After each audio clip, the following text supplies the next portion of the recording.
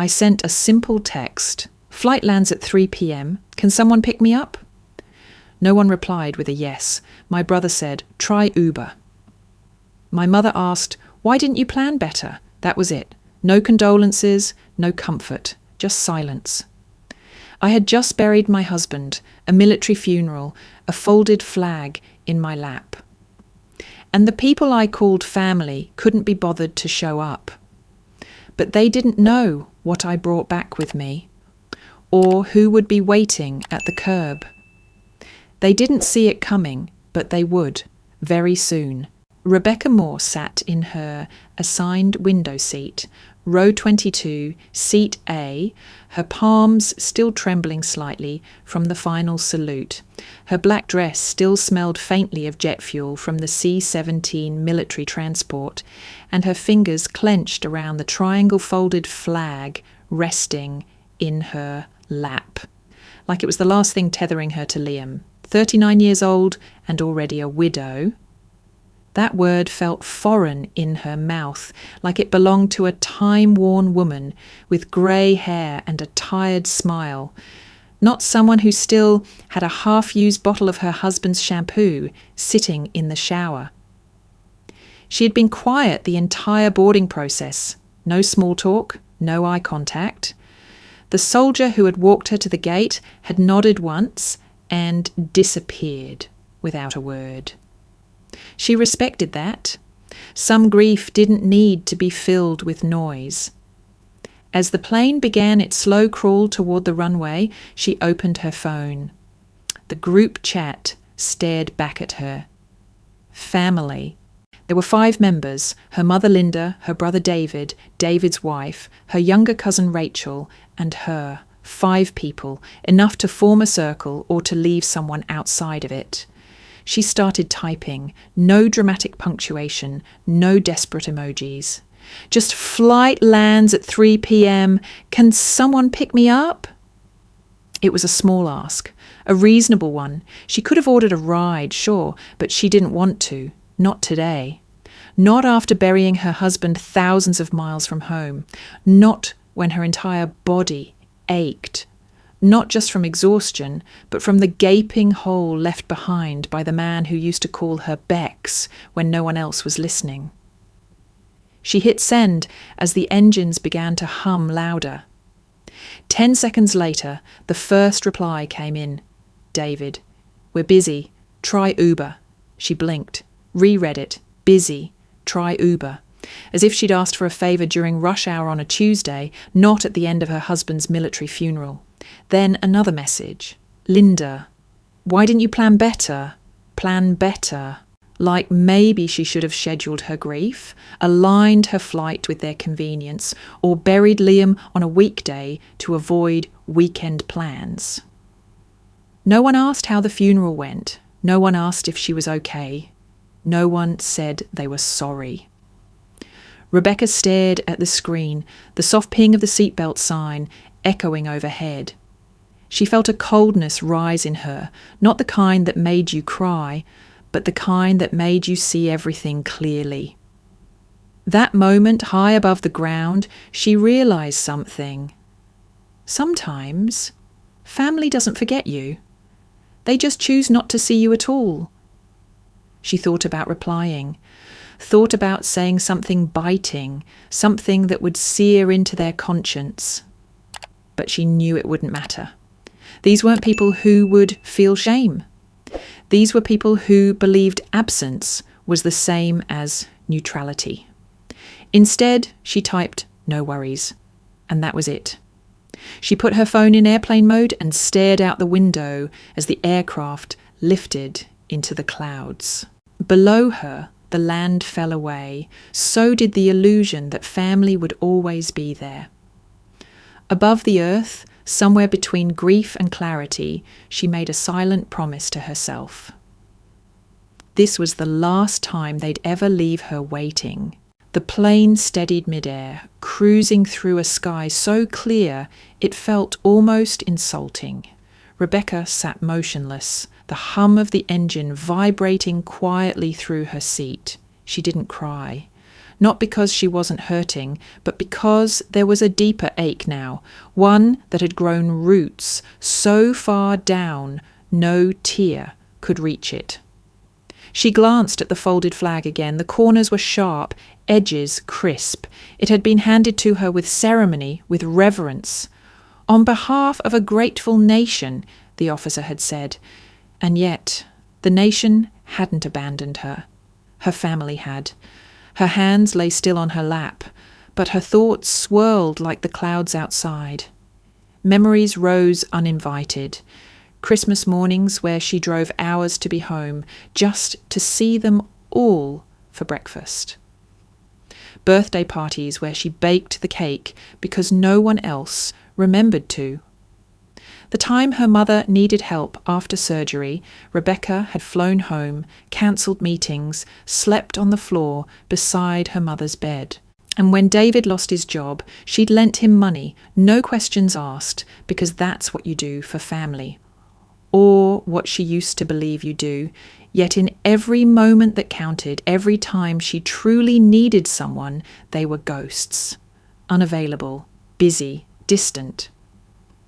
She used to think it was circumstance, timing, bad luck, but now, sitting here with silence in her inbox and a flag in her lap, it hit her. It wasn't bad luck, it was choice.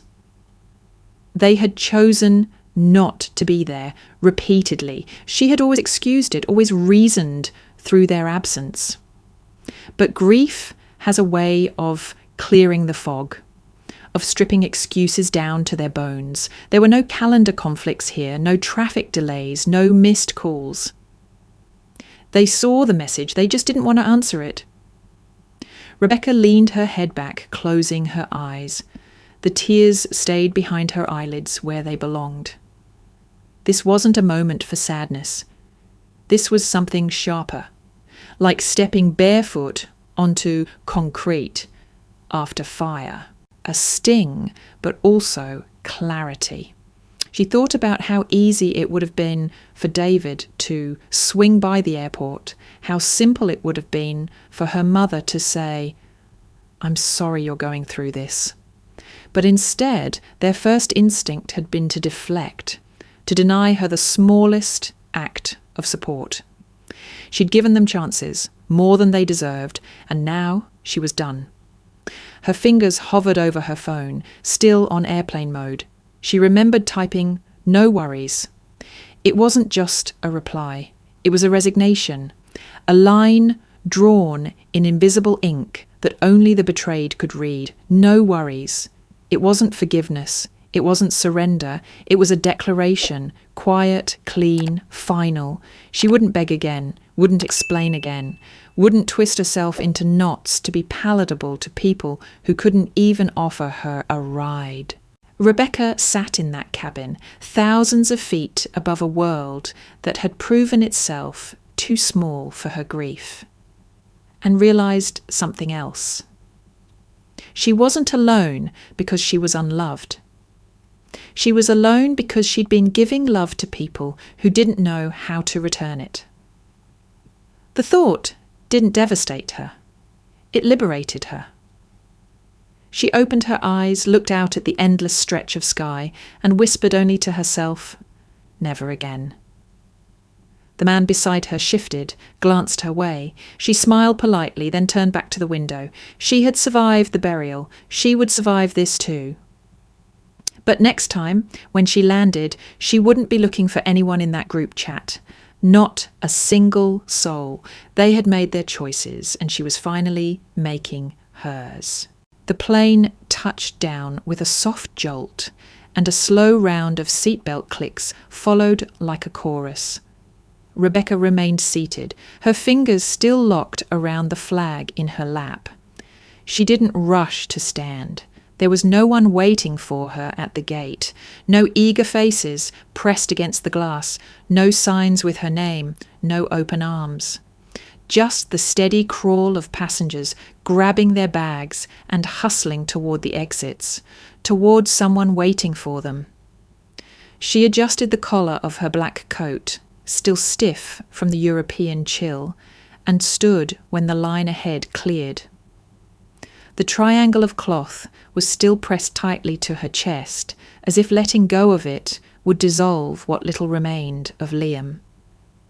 Her shoes made no sound on the jet bridge as she stepped into the terminal. Voices filled the air, laughter, greetings, kids squealing as they spotted grandparents. All around her, reunions played out in real time, scenes of connection unfolding as if choreographed. Rebecca moved through them like a shadow, untouched, unnoticed. The only person in black in a sea of colour. She reached baggage claim, even though she had no checked bags. Her carry-on held everything she had brought home, a flag, a photo, a copy of the folded obituary, that was all.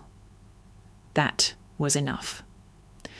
Standing near Carousel 3, she watched a young man embrace a woman who practically jumped into his arms.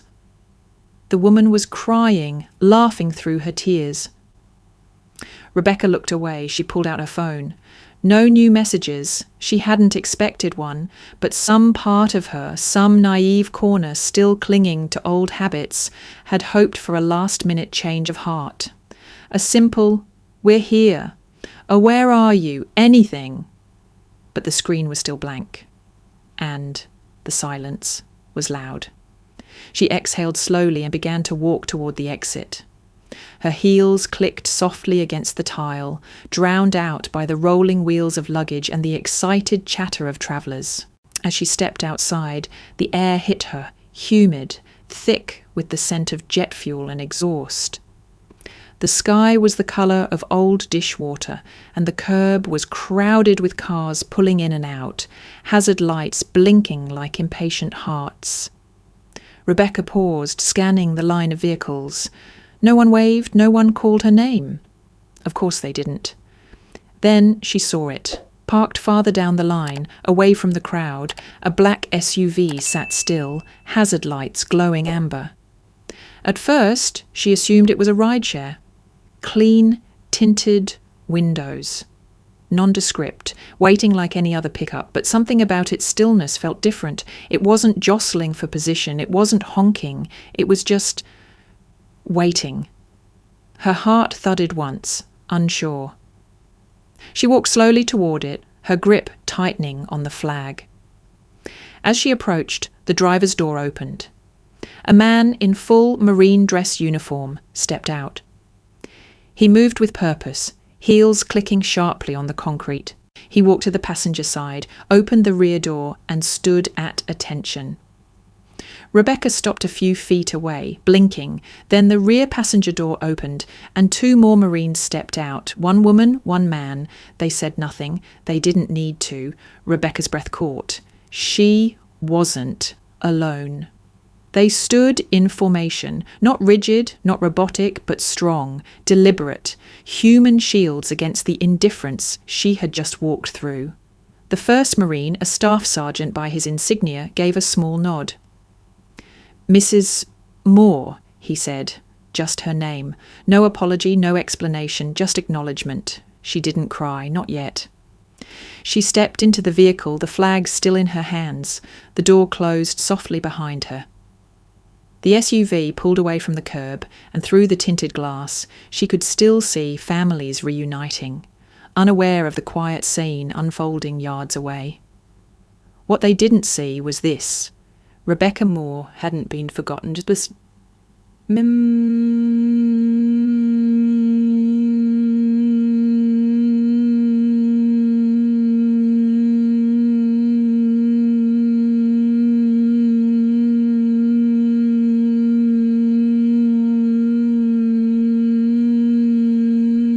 As the SUV eased into traffic, Rebecca sat in silence, the folded flag resting in her lap like a second heartbeat.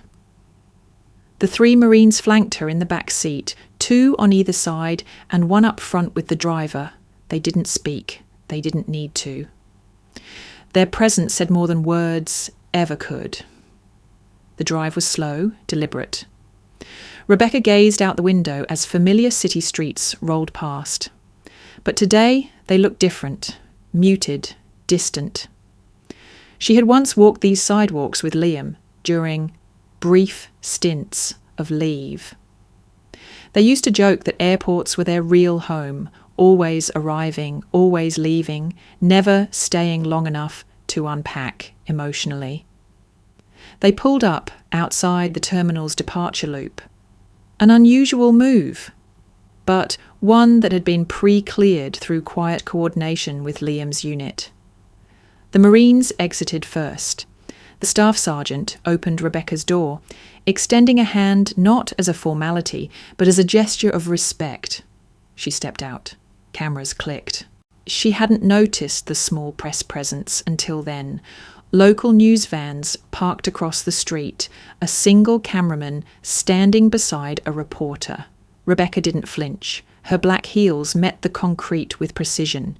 She adjusted her coat, straightened her back. And then, in a moment that wasn't planned but felt fated, she paused. The Marines closed in around her, forming a protective formation. Not stiff, not ceremonial, intentional, loyal, her honour guard. The camera zoomed in. Rebecca turned slightly, just enough for the camera to catch the flag in her arms.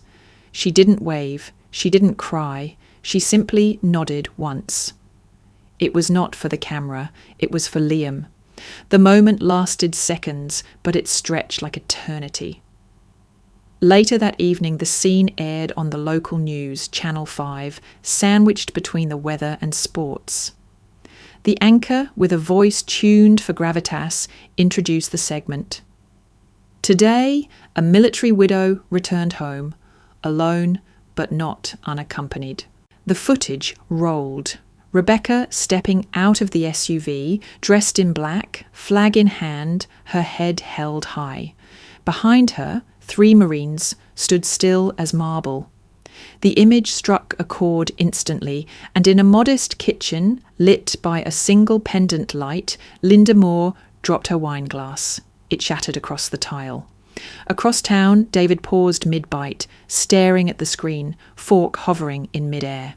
They knew that face, they knew that silence, and they knew, without a single word being spoken, that this was not just a news segment, it was a reckoning. Rebecca hadn't named them, she hadn't dragged anyone online or aired family secrets. But the message rang clear. When she needed them, they told her to try Uber. When she came home, strangers stood where her family should have been. That visual, her surrounded by soldiers instead of siblings, carried more weight than any confrontation ever could. Online, the clip began to spread. Viewers tweeted, "Who is this woman?" That's strength. That's dignity. That's what showing up looks like. She hadn't sought attention, but truth has a way of echoing. A journalist posted a still shot, Rebecca with the flag, Marines behind her, and captioned it. Some statements don't need sound, and that was exactly it. Rebecca hadn't spoken, but her silence spoke for every person who'd ever been left behind, overlooked, or told they were asking for too much when all they wanted was to be seen. She hadn't delivered a speech. She delivered a moment. And her family? They couldn't escape it. Not anymore. The group chat remained silent. Hours had passed since the news segment aired, since Rebecca's image, flanked by 3 Marines and wrapped in grief, had been broadcast across the city. Yet not a single bubble appeared in the thread labelled family. The same thread where birthdays were announced, baby photos shared, memes posted. Now it was a ghost town. Rebecca didn't open it again. She didn't need to. Instead, she watched from a distance as the internet did what her family wouldn't, acknowledged her. Complete strangers reached out. Some messaged directly, offering words like respect, honour, you didn't deserve that. But most she discovered through reposts and threads online. On one popular community forum, a user had posted a still from the broadcast. Caption, her family told her to Uber, so the Marines showed up instead. It went viral within hours. Rebecca's phone lit up with mentions, shares, screenshots, but she didn't engage. She let the story breathe on its own. By mid-afternoon, her sister-in-law, Amanda, sent a private message, not in the group chat, but directly to Rebecca. Amanda, was that you on the news? Rebecca stared at the message. She didn't answer. Amanda didn't follow up. A part of her wondered if Amanda genuinely didn't know, or if it was just guilt masquerading as curiosity. Either way, silence was her reply. The real twist came not from the family, but from the internet. People began asking questions. Who was this woman? Why was she alone? Why didn't her family meet her? Someone found a photo from Linda's social media, a cheerful 4th of July memory. 2 kids, maybe 7 or 8 years old, holding flags at a parade. The caption read, "Family above all, always." At first, it seemed like a generic tribute post, but the timestamp gave it away. It had been posted that morning, mere hours after the news segment aired. Rebecca saw it in a screenshot, forwarded by a friend. Her mother hadn't reached out directly. Instead, she had tried to rewrite the narrative, a digital smoke bomb. What Linda hadn't anticipated, though, were the comments. The top one read, "You didn't even pick her up from the airport." Liked, shared, replied to. Another user posted, "So family above all, unless it's inconvenient?" The replies snowballed. No vitriol, just surgical precision. Truth amplified by strangers who could spot performative love from a mile away. Rebecca didn't comment. She didn't need to. Each share, each comment was a reminder. People were paying attention, and they weren't buying the fiction. Linda removed the post later that night, but by then, screenshots had already made the rounds. David, meanwhile, remained completely silent. No message, no call, not even a passive-aggressive like on one of her photos. Nothing. It wasn't surprising. It was confirming. Rebecca sat in her small apartment, still in black, the flag folded neatly on the coffee table. She wasn't celebrating, but she wasn't hurting in the same way either. This fallout wasn't an explosion. It was erosion. Quiet, slow, irreversible. The people who should have stood beside her had chosen instead to hide behind silence, but others were speaking now, and the volume was rising. The message came at 11:17 p.m. No greeting, no punctuation, just 5 hollow words that hit harder than he probably realized. David didn't think it was that serious. Rebecca read it once, then again and again. She wasn't sure what stunned her more, the casual tone or the complete lack of acknowledgement. As if what had just unravelled across the city was some misunderstanding, a social faux pas, a scheduling hiccup, as if burying a husband overseas and coming home alone was just another minor inconvenience. She didn't scream, didn't throw her phone. She just stared at the screen with the same cold, steady stillness she had mastered since the moment she boarded that plane. Then she typed back, "No fluff, no rage, just you made your choice." So did I. She hit send and didn't wait for a reply. He didn't send one, and that was fine, because this was no longer about them. The next morning, she got the call, Channel 5 News, the same station that had aired the silent footage of her arrival. The producer's voice was warm but professional, carefully measured.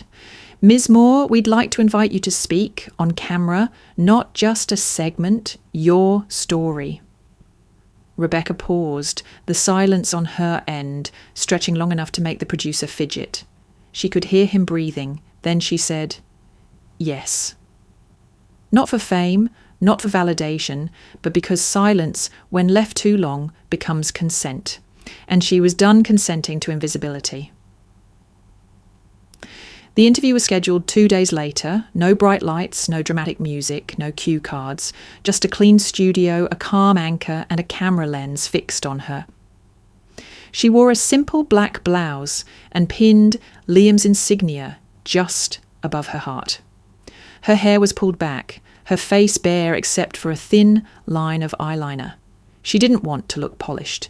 She wanted to look real. The anchor started gently. "Can you tell us what happened when you landed?" Rebecca took a breath. Not shaky, not dramatic, solid. "I buried my husband with honour," she said slowly, and came home to silence. The cameraman stopped moving. The room itself stilled. She told them everything, how she sent the message to the group chat, how the replies came back cold and clinical, how no one asked if she was okay, how the Marines showed up when her family didn't. She never said her brother's name, never said her mother's. She didn't have to. The truth didn't need names to land like thunder. "People think grief is loud," she said near the end. "But sometimes it's quiet. Sometimes it walks beside you through an airport unnoticed. Sometimes it sits in a group chat that no one replies to." The anchor, visibly moved, simply nodded. When the segment aired that night, prime time, 6 full minutes without interruption, Rebecca didn't watch it live. She didn't need to.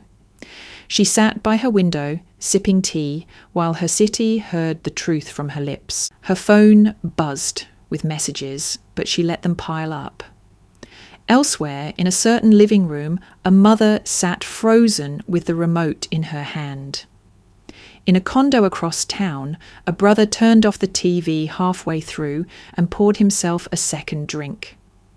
And across thousands of living rooms, strangers sat in silence, not of guilt, but of recognition, because they had seen her, they had heard her, and now so had everyone else. 2 days after the interview aired, the letters started to arrive. Not emails, not DMs, actual letters.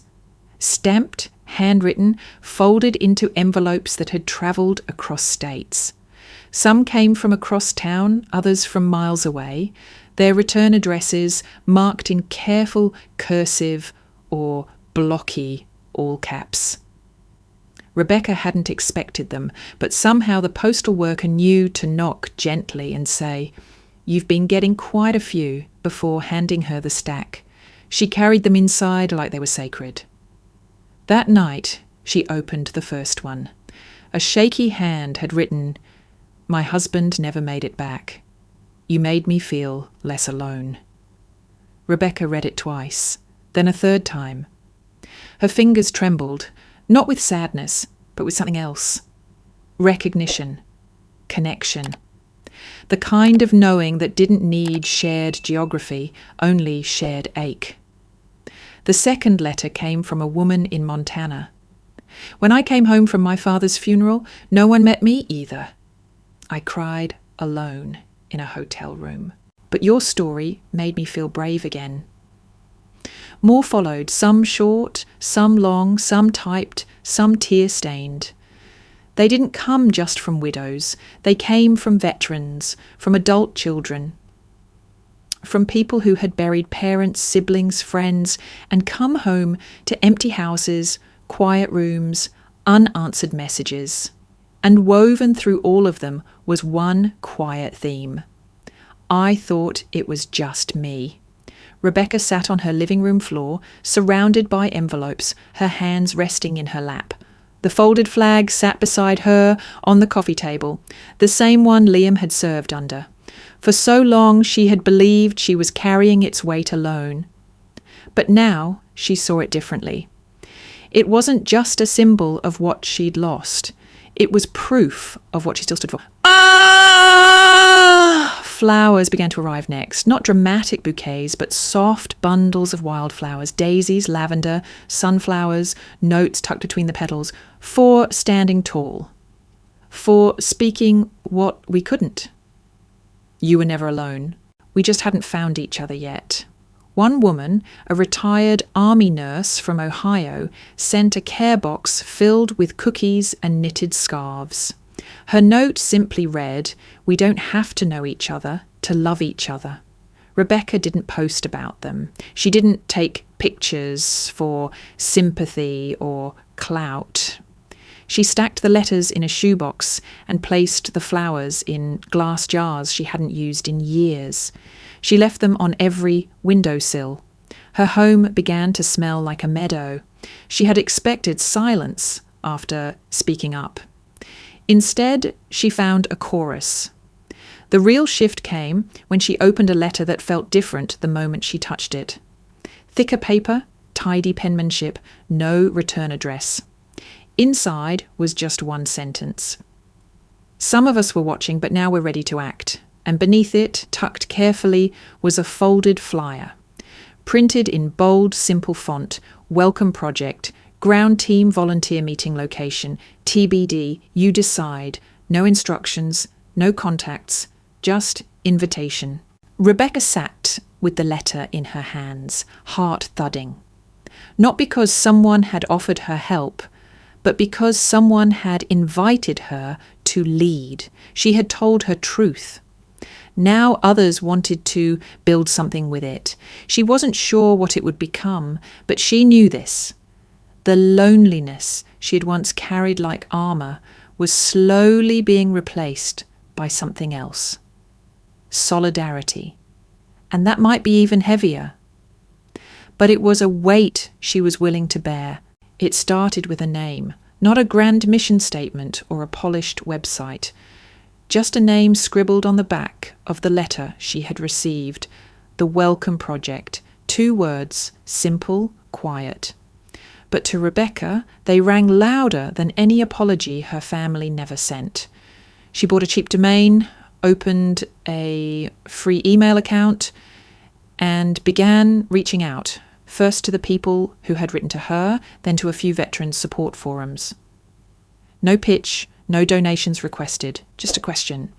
What if no one had to come home alone again? Within days, responses flooded in. Widows, active duty spouses, former service members, therapists. Volunteers from 5 states raised their hands, figuratively and literally. People who had stood where she stood. People who didn't want to watch others do it alone. Rebecca didn't try to create a non-profit with layers of bureaucracy. She built a network, swift and human. Sign-up sheets, airport pickup rotas, meal drop calendars. She called it support without spectacle. Just showing up, no cameras, no medals, no speeches. In the second week, someone donated a van. A woman offered her event space for free. A retired Navy officer printed welcome signs. One read, "We've got you." Rebecca cried when she saw it. Not because it was beautiful, but because it was exactly what she needed to hear. Months too late, but right on time for someone else. She organised their first team to meet at JFK, one of the busiest, most impersonal airports in the country. They coordinated quietly. One widow flying in from Frankfurt. Husband buried on foreign soil. No one waiting for her. Until now. Rebecca couldn't attend in person, but someone sent her a photo. A group of 5 stood at arrivals, diverse in age, background, uniform, all holding the same sign, "We've got you." And in the centre of the image, a young woman emerged from the crowd. Alone, in black, her face half hidden by sunglasses, her steps uncertain. Then she saw them. Her hands flew to her mouth. Her knees buckled slightly. One volunteer rushed forward, not to catch her, but to stand beside her, to anchor her. The photographer caught the exact moment the woman leaned into the group, not collapsing, not breaking, but resting, being held. Rebecca stared at the photo for a long time. She didn't post it. Someone else did. Within hours, it went viral. The caption was simple. "She didn't come home to silence. She came home to us."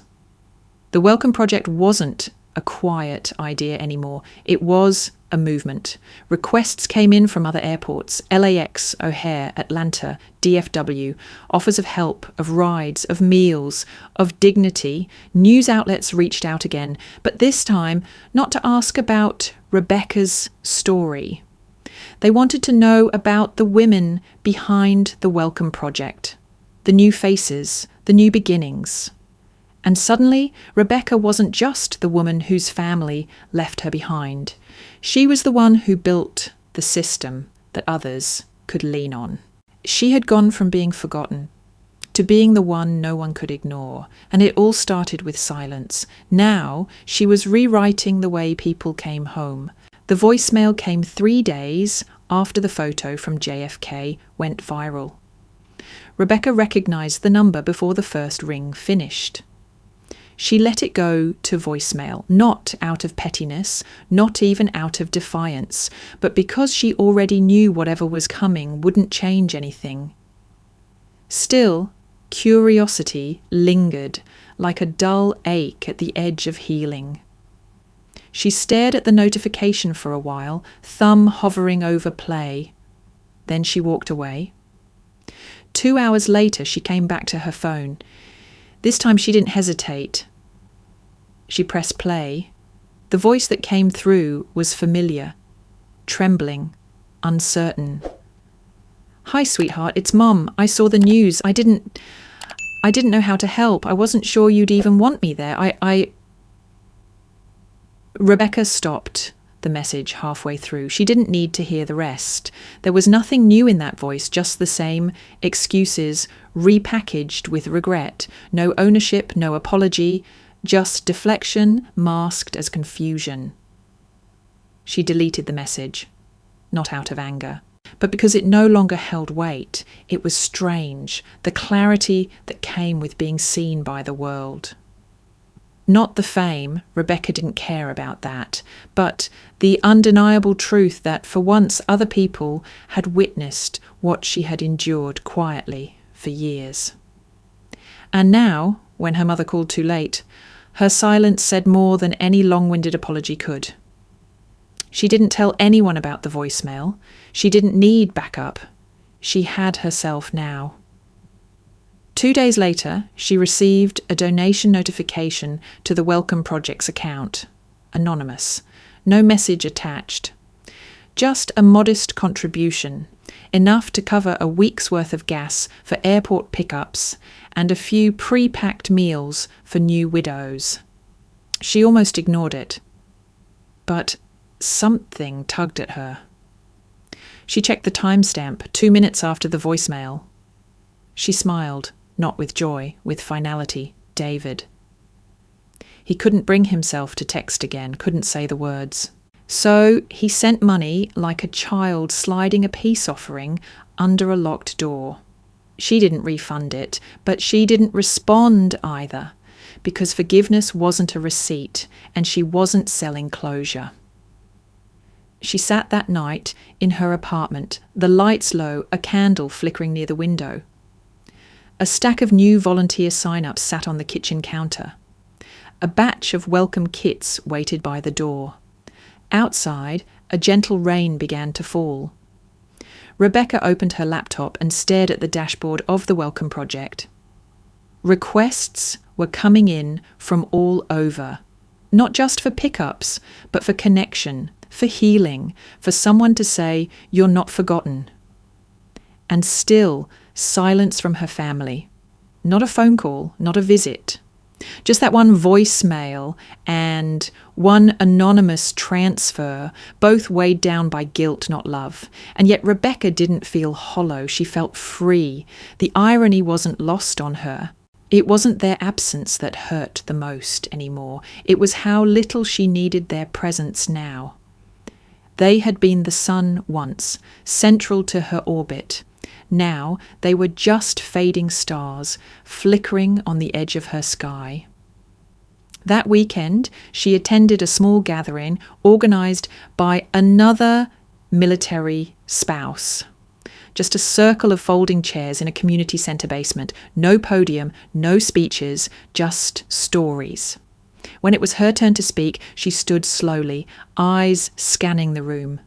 "I used to believe that family meant built-in safety," she began, "that the people who share your blood will be there no matter what. I don't believe that anymore." No one flinched. She continued, voice steady. "Sometimes the deepest cuts come from those who should have shielded you. But sometimes healing comes from strangers, people who show up without needing an explanation." A woman across the circle wept quietly. A man nodded slowly, his hand resting on the knee of the woman beside him. "I didn't build the Welcome Project to fix my grief," Rebecca said. "I built it because grief shouldn't be navigated alone, and I know now I never was." She sat down. No applause, just silence. But this time it was sacred. Later that night, as she prepared care kits, her phone buzzed again. This time it was a text from an unknown number, just a single sentence. "You didn't need us after all." Rebecca stared at it, heart still, no name, no punctuation, but she knew the voice behind it. "Linda, it wasn't an apology. It was an admission, and it came too late." She typed a reply, deleted it, then typed another. Finally, she set the phone down and walked away. Because not every reckoning needs a response. Sometimes silence is the closing door. Within weeks, the Welcome Project evolved from a whisper into a movement. What began as a few volunteers standing at airport gates with homemade signs quickly transformed into coordinated arrival teams across multiple states: JFK, LAX, Atlanta, Dallas, Seattle.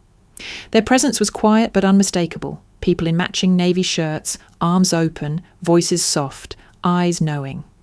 And as the network grew, so did the requests for help, for partnership, for leadership. Rebecca began receiving invitations from conferences, non-profit roundtables, university panels. They didn't want her for her tragedy. They wanted her for her voice, her clarity, the way she had turned silence into structure. She was hesitant at first. Public speaking had never been her dream, but slowly, standing in front of others started to feel less like performance and more like responsibility. At one gathering for military family advocates, she stood before a modest audience in a high school auditorium. Mothers, spouses, children, many with eyes rimmed red, not from sadness, but from relief. They had finally found a room where they didn't have to explain their pain. Rebecca spoke without notes. "I didn't plan to build anything," she said. "I just didn't want the next widow stepping off a plane to feel what I felt, that gut punch of knowing no one's coming." People listened, not with applause in mind, but with hearts open like wounds. After the session ended, Rebecca stepped down from the stage and mingled quietly. Some thanked her, others hugged her. But one woman, maybe in her 60s, approached with a quiet intensity in her gaze. She was dressed simply, a pearl necklace around her collar, hands slightly trembling. "You don't know me," she said, "but you saved my daughter." Rebecca blinked. I don't... She flew in from Germany.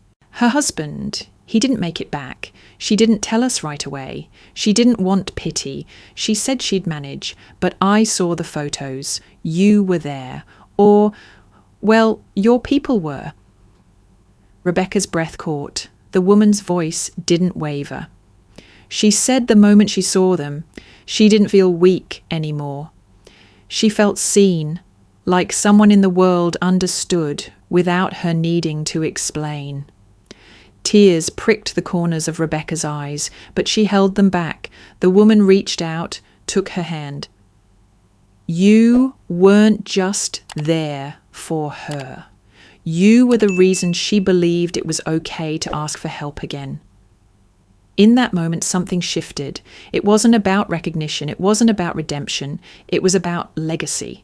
She had been painted, publicly, even privately, as the woman left behind, the widow, the girl whose family told her to try Uber.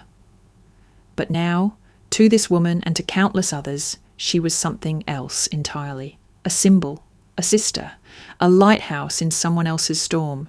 That night, back in her apartment, Rebecca stood over a growing map on her wall. Pins marked the cities with active Welcome Project teams. A small stack of thank you notes sat on the table nearby, each one signed with names she'd never known before this season of her life. And in the centre of the map, pinned in bold red, was JFK, where it had all truly begun. She looked at the wall, then at the folded flag still resting in the same place on her bookshelf. Liam's flag. His sacrifice had been honoured. But now so was hers, not through parades, not through medals, but through presence, through being the one to stand in the gap when no one else did. She touched the corner of the flag, then whispered, not to him, but to the women still out there. Boarding planes, burying futures, walking alone. I've got you. And she meant it. The candlelight flickered like whispers, soft and unsteady, but together forming a sea of gentle light stretching across the park lawn. Rebecca stood near the back, hood pulled over her head, hands tucked into the sleeves of her sweatshirt. She hadn't planned to attend. The vigil wasn't her idea. It had been organised by a group of volunteers from the Welcome Project. A thank you, they said. A night to remember those who came home alone and those who never came home at all. She had tried to decline, politely. She wasn't a figurehead. She was just a woman who had been left behind. But then she thought about Liam, about the folded flag, about the first widow they'd welcomed at JFK, so she came. She didn't speak. She didn't walk to the front. She didn't light the first candle or hold the mic. She just blended into the background, where shadows could hide the emotions she wasn't ready to share. Someone played soft music from a speaker hidden behind a row of folding chairs. Others whispered prayers. Some simply stood in silence, candles in hand, tears on cheeks. Then a girl stepped forward. No older than 16, her sweater sleeves covered her hands, and her voice shook as she began to sing, "I'll carry you home." The words floated through the air, light but weighted, as if they belonged to every person who had ever waited at a terminal alone. Her voice cracked midway through, but she kept singing, and no one looked away, because the trembling was real, the kind that only grief, love, and unspoken understanding could produce. Rebecca felt her knees threaten to buckle, but she didn't move. She focused on the flame of the candle a few feet in front of her. How fragile it was. How steady it remained despite the wind. And then, from the corner of her eye, she saw him. At the far edge of the crowd, where the circle of light began to fade into shadow, stood David, her brother, hands in his coat pockets, shoulders slightly hunched. No candle, no sign, no words, just presence. Rebecca froze. He wasn't supposed to be here. He hadn't RSVP'd, hadn't messaged, hadn't tried to reach out since that one donation. He had disappeared into the silence like so many others had, and now here he was, at the one place where her new life had fully taken root. He didn't move closer, didn't make a scene, didn't try to find her in the crowd. He just stood there as if the distance between them had solidified into something permanent. Rebecca didn't wave, didn't nod, didn't acknowledge him, because she didn't have to. His presence wasn't reconciliation, it was observation. He had come not to connect, but to witness, to see the daughter, sister, widow he hadn't met at the gate. Now, he saw her surrounded by strangers who weren't really strangers anymore. People who had carried meals to her door. People who had held up signs for other widows. People who had built a community where hers had failed. He saw the flickering lights. He heard the song. He felt the silence. Not of shame, but of reckoning, and that was enough. Rebecca turned her gaze back toward the front of the crowd, toward the girl now finishing the song, tears catching in her throat. Toward the candles raised high, toward the hope that had replaced the hollow. She didn't cry, but something inside her settled, like a ship dropping anchor after a long, brutal storm. She didn't need David to say anything, because his silence had already spoken. And the sentence had been passed. He wasn't the villain in her story. He was just a footnote. The one who didn't show up when it mattered, and only appeared when the story was already written without him. Rebecca didn't sleep that night. She lay on her back, eyes fixed on the ceiling, her thoughts circling like migrating birds that couldn't quite land. The image of David at the vigil haunted her, not because he'd said or done anything, but because he hadn't. He had stood there at the edge of the light, watching a version of his sister he no longer recognized, watching her being embraced, remembered, celebrated by strangers. But he hadn't stepped forward, and maybe that silence said more than any apology ever could. The next morning a text came through from his number. David, didn't think it'd get this big. Rebecca stared at the screen, her thumb hovering for a moment. Not, I'm proud of you. Not, I'm sorry I wasn't there. Just a comment on the size of the thing, the reach, the headlines. As if this were about going viral, as if her grief had turned into a media wave he hadn't anticipated. She didn't reply right away. She read the message again, slowly, deliberately. Then she typed, Rebecca, you picked your side. She hit send. No flourish, no follow-up. That was all he was getting. There were no do-overs in this kind of betrayal, only reminders, and this was one. Later that week, Rebecca was invited to speak at a symposium for families of fallen service members. A panel of widows and veterans gathered in a sunlit auditorium. No cameras, no press, just people whose lives had been permanently split into before and after. When her turn came, she stepped onto the stage, glanced at the modest crowd, and paused. I used to think this story was just mine, she began. That I was the only one who came home alone. The only one who stood at the curb, waiting for someone who never showed. Heads nodded around the room. But I know better now. This isn't about one family, one betrayal. It's about the way we talk about loyalty, about blood, about who gets to call themselves family when the planes land and the grief begins. The silence that followed wasn't awkward. It was reverent, Rebecca continued. The Welcome Project didn't just rise from my pain. It rose from a question, what if we did family differently?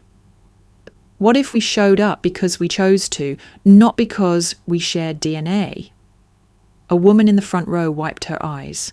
A young man squeezed his mother's hand. This isn't just about being left behind, Rebecca said. It's about building something stronger in that absence. Something that doesn't crumble when it's inconvenient. Something that says you matter even when it's hard to look at you. When the session ended, people approached her, not with platitudes, but with plans. One group wanted to start a local chapter of the Welcome Project. Another asked her to help train their volunteers. A widow offered her basement for storage space.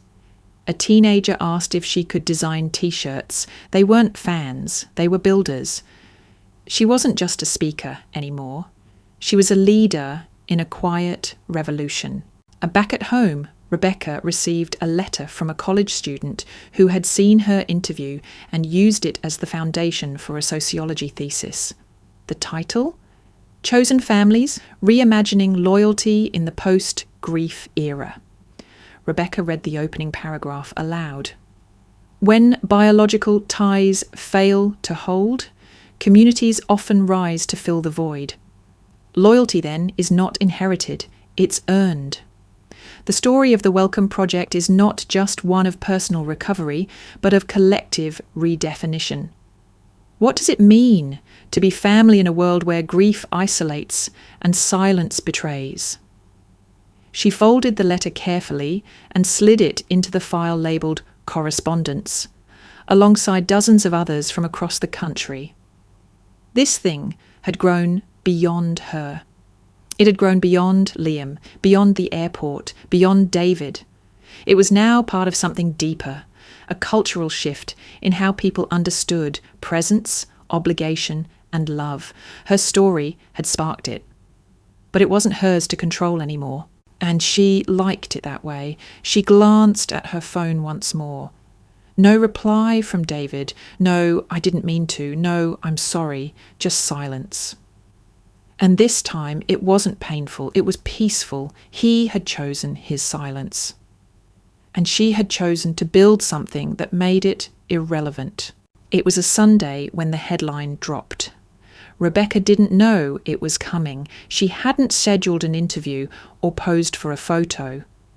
But someone from the city paper had attended a recent Welcome Project event, quietly, respectfully, and had written a feature that landed on the front page of the weekend edition. From grief to ground crew, how one widow rebuilt what her family forgot. She read the article once, sitting at her kitchen table, coffee cooling beside her. Then she read it again, slower. The journalist had captured it all, not just the story of being left at the airport, but the deeper journey. How she turned absence into architecture. How she built not a monument to her pain, but a network of presence. The piece included quotes from volunteers. One of them, a woman who had joined after her own husband died overseas, said, "Rebecca didn't save us. She reminded us we could save each other." Rebecca folded the paper gently and placed it on the counter. She didn't cry. She didn't smile. She just breathed. That afternoon, at a local Welcome Project Welcome Centre, an old library space converted into a hub for care kit packing and volunteer briefings, she stood by a folding table arranging boxes.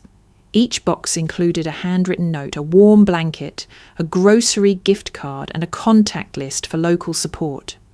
People bustled around her, young, old, some in uniform, some not. The air buzzed with calm purpose. No one treated her like a celebrity. They treated her like family. The kind that showed up. A woman approached her, maybe late 40s, eyes tired but kind. She hesitated before speaking. "You're Rebecca, right?" Rebecca nodded. The woman took a breath, then stepped closer. "I just wanted to say, you saved my daughter." Rebecca blinked. She lost her husband last fall, wouldn't talk to anyone, shut us all out. Then she saw the story about you, about the Welcome Project, and something cracked open. She flew out to volunteer, packed a suitcase, said she needed to be around people who understood, without asking questions. Rebecca's throat tightened. "She's still grieving," the woman said, "but now she's breathing." They stood in silence for a moment, the weight of what had been built between them almost too sacred for words. The woman placed a hand over Rebecca's. "You gave her something I couldn't. Thank you." Rebecca simply nodded, unable to say more. Outside, beneath the shade of a sycamore tree, two figures stood, still, quiet, watching. Linda and David. They hadn't come inside, hadn't spoken to a soul, just lingered at the edge of the event, as if proximity could replace presence. Rebecca saw them through the glass door. She didn't wave, didn't move toward them. She had no anger left, no words that hadn't already been spoken without being said. They stood in the shadow. And she stood in the light. They hadn't been invited, and they hadn't earned their place, But here they were, finally witnessing what they had once ignored. She turned away from the window, back to the table, back to the people who didn't ask her to be smaller, who didn't tell her to move on or keep quiet, who simply stood with her, box after box, welcome after welcome. She had lost a family, but she had built another, and this one didn't need her to bleed to belong. The kitchen was quiet. Rebecca stood by the counter, folding a navy blue Welcome Project t-shirt into a care kit for a widow she had never met. The sleeves tucked just right, the logo centred, a card slid beneath the collar. "You are not alone. We've got you." She placed the shirt gently into the box, smoothing it down with her palm like she was tucking in a child for the night. There was a rhythm to it now, these small, intentional movements that had become part of her healing. A kind of ritual, not of grief, but of rebuilding. Outside, the sun dipped behind the rooftops, casting long shadows across the wooden floor. The house smelled faintly of lavender and clean laundry. It was the scent of comfort. Not perfection, not performance, just warmth. No one had called all day, no missed calls from her mother, no texts from David. And for the first time in a long time, Rebecca didn't check for them. She didn't hope for a follow-up message or an apology wrapped in guilt. She didn't ache for closure, because something deeper had settled in her bones. The understanding that closure wasn't something others gave you. It was something you gave yourself when you stopped bleeding for people who had let you drown. She opened the drawer beside her and took out another card. Wrote the name of the new widow carefully at the top, then signed it. "With love, Rebecca."